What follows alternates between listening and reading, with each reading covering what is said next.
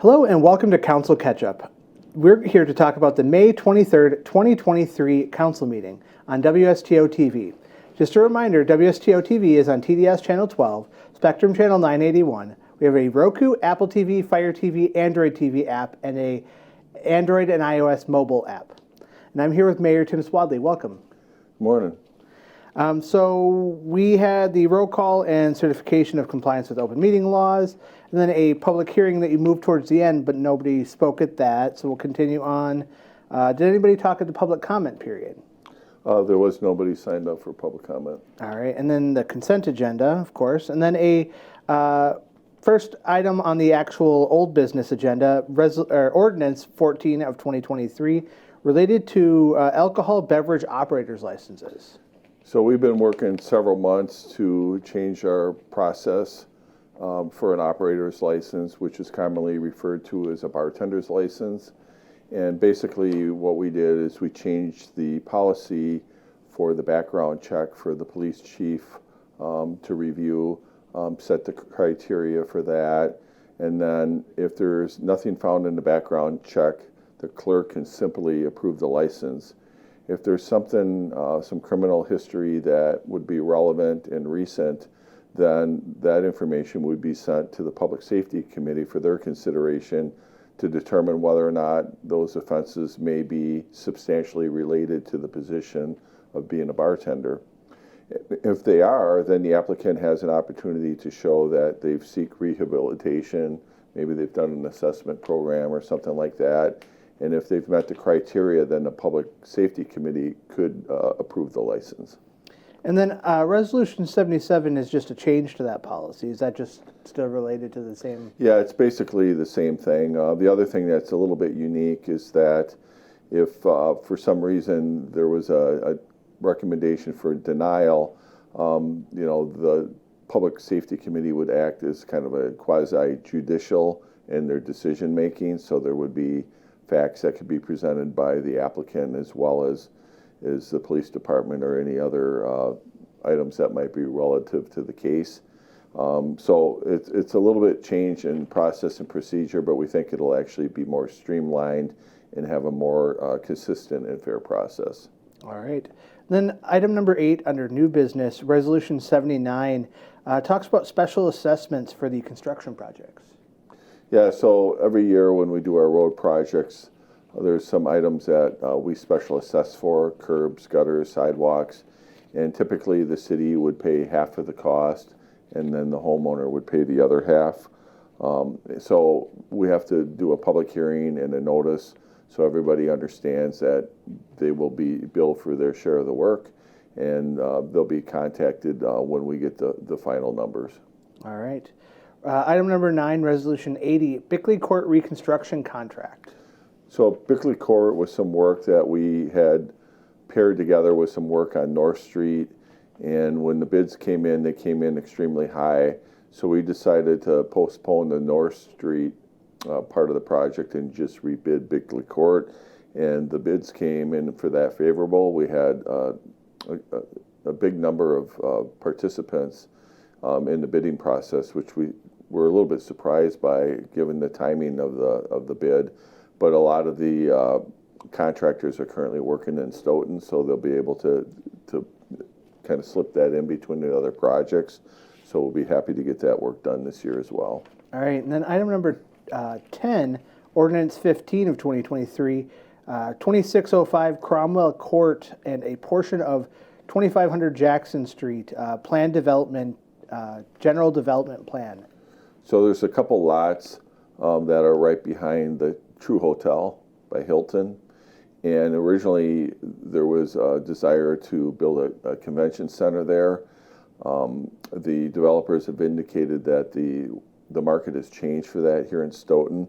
So what they like to do is repurpose those lots and put up some multifamily homes.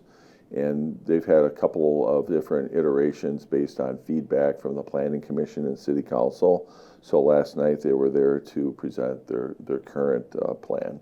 All right, and items 11, 12, and 13 are all kind of lumped together. Resolution 81, Ordinance 16, and Ordinance 17, all relating to the Magnolia Springs development. So Magnolia Springs Many people still refer to that as the Tigan Farm, just south of town, off of 4th Street, where it intersects at Ocker Road and Taylor Lane. The plan there is to build about 118 units, single-family homes and duplexes. In order to facilitate the construction, we have to do a platting, which lays out the lots, the sizes, where everything's going to be located, and then as well as the rezoning for the different types of homes that would be built there. And then the general development plan really includes the other features like the park and the trails and the roads. All right, and then item number 14, Resolution 82, an urban service area amendment to the for the US 51 and Highway B development. So urban service area amendment we've talked about in the past, and that's basically the stormwater management plan that the Capital Area Regional Planning Commission needs to be approved. This is the property that mainly is owned by Stoughton Trailers out on 51 and B, but it also includes property on the west side of the highway, which Stoughton Trailers is in the process of acquiring about 30 acres, and then Bob Dvorak has another piece of property on the corner of B and 51 where kind of the dirt pile is, where they've been staging dirt for the future roundabout. And what we like to do is on these developments is when we do an urban service area, we like to do the whole area, understanding that the project will be developed in phases, but we want to make sure when everything is complete, the stormwater management plan will be able to handle the whole project. All right. Resolution 83, extraterritorial land division at 3065 Sam Miles Road in Dunkirk. So the city is designated or classified as a 4th class city, and under that we have extraterritorial jurisdiction within a 1.5 mile radius of our city boundaries, which basically means if somebody wants to build a shed or maybe a home on a farm home, on a homestead, they have to have approval from the county, the township, and the city as well. Typically, it's not an issue, but the reason that's there is if we have some future plans for growth in our comprehensive plan, we want to be able to make sure that we don't have conflicting developments going on. All right. Resolution 48, authorizing and directing the proper city officials to approve a Class B, temporary Class B beer and temporary Class B wine retailer's license and special event license to the Taste of Stoughton. So the Taste of Stoughton is becoming an annual event at North Ridge in June.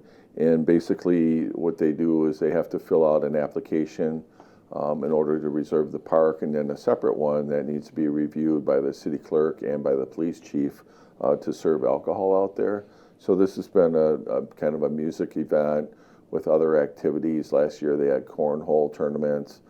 There's bouncy houses, and then many of the local restaurants have food stands set up there. So it's a great day of fun, and we encourage people to come. All right. Ordinance 18 of 2023 relating to senior center parking. So the senior center, with the expansion into the annex, is going to have more traffic, more programming. So we had a request from the senior center director to limit the parking in the parking lot and around the building for those that want to utilize the senior center, and try to minimize people that are business owners or shoppers to park in front of the senior center. There's other places they can park on the road as well as the municipal lots. All right. Ordinance 19 of 2023, decreasing speed limits on Racetrack Road.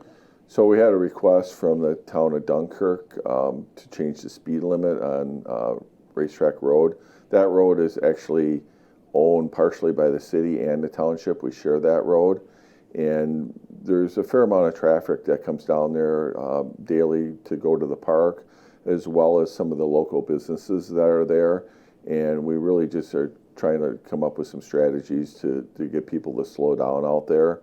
In the future, we're going to be doing some road improvements. So when we do the road improvements, we'll also be looking at putting in calming devices and some other tools that will hopefully help control the speed limit and make it safer. All right. Ordinance 20 of 2023 relating to overnight parking on a couple of different roads. So we have a couple of roads out kind of by Business Park North, kind of between where Alliant Energy is and exclusively Roses in that area. And we had a couple of requests. One was from residents that want to have better access to the trail system, that the trailhead that comes out there. So we created an area where they can park during the day, and we're trying to discourage semis, especially from parking on the road there, as well as during different hours, and make it more available for people that want to use the trail or just need a place to park on the road without being a disruption to the businesses that are there. All right, and then the next two items are both related to Stoughton Utilities. The first one, Resolution 85, the audit report and management letter for Stoughton Utilities. Yeah, so the audit report is an annual thing. The city and the utilities each do a financial audit, and we're pleased that we had good results on our audit. We're in pretty good shape at Stoughton Utilities, the finance manager, Shannon Statz, was there to kind of give an overview of what that looked like, as well as Director Weiss was there. And so we're pleased with how we're doing there. The compliance check we get annually as well, and it's like a report card. So we've seen some improvement in some of the areas of opportunities the last couple of years. The main challenge down there is always really the phosphorus, which is a problem, pretty much, county and, nationwide, but especially in Wisconsin, we have a lot of leaves, that can get in the system. But our testing came out very well, and we're really pleased that we had a positive report card. All right, and Resolution 87, Virgin Lake Trail Construction Project. So Virgin Lake Trail, the plan out there is to put a 10-foot wide paved trail in there. Currently, there's kind of a gravel trail. The trail there is not ADA accessible, so we're gonna take out some of the hills and that kind of lead into it, and some of the tough angles. And that trail will be connected to the 51 West Trail, which will eventually connect out through the Stoughton Trailers trail system. So we're looking, to improve our system out there. And initially, we didn't get any bids on it, so we had to rebid it, but the bids came in favorable, so we're pleased that we'll be able to go ahead and get the work completed yet this year. All right, and then Resolution 88 was the termination of the COVID pandemic policy. Yeah, so basically the CDC and Dane County Public Health has lifted all the, concerns and restrictions around the pandemic, and it kind of getting back to normal here again. Thankfully, it's been, quite a few years that we had to adjust the way we did things. And one of the things we did is ask the city council to implement some policies to protect our employees from getting sick or spreading the virus without having them, suffer financially. So we're basically repealing those policies now. So if somebody were to happen to get sick with a pandemic, with COVID, they would use their sick time. All right. And the last item on the agenda was Resolution 89, ARPA funds for the Juneteenth event. Yeah, so there's a group of citizens, about a dozen of them, that have been having some meetings, and they're planning on having a Juneteenth event on June 18th at Rotary Park. And they were looking for some money from the city to help support the event, understanding that, going forward, they're probably going to have to, come up with their own funding mechanisms. But the city is trying to help them bridge during the transition from a nonprofit to this new group. So that should be another great event here for the city. And we encourage people to come to the Juneteenth event at Rotary Park. All right, sounds good. We will talk to you all after the next city council meeting, and thank you for joining me. Yep, thanks for having me.